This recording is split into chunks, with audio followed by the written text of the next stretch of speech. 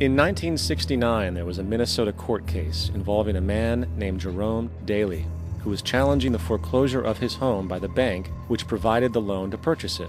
His argument was that the mortgage contract required both parties, being he and the bank, each put up a legitimate form of property for the exchange.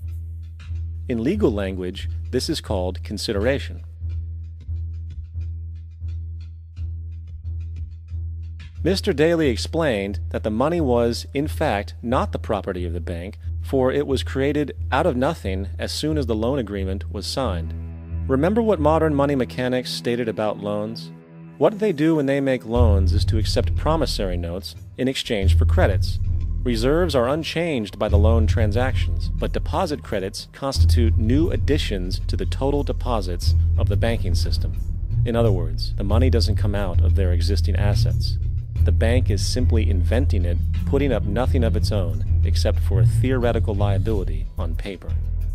As the court case progressed, the bank's president, Mr. Morgan, took the stand, and in the judge's personal memorandum, he recalled that the plaintiff, bank's president, admitted that, in combination with the Federal Reserve Bank, did create the money and credit upon its books by bookkeeping entry. The money and credit first came into existence when they created it. Mr. Morgan admitted that no United States law or statute existed which gave him the right to do this. A lawful consideration must exist and be tendered to support the note.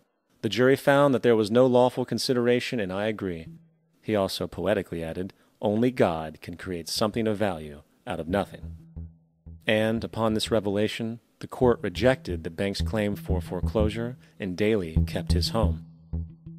The implications of this court decision are immense. For every time you borrow money from a bank, whether it is a mortgage loan or a credit card charge, the money given to you is not only counterfeit, it is an illegitimate form of consideration, and hence voids the contract to repay, for the bank never had the money as property to begin with. Unfortunately, such legal realizations are suppressed and ignored, and the game of perpetual wealth transfer and perpetual debt continues.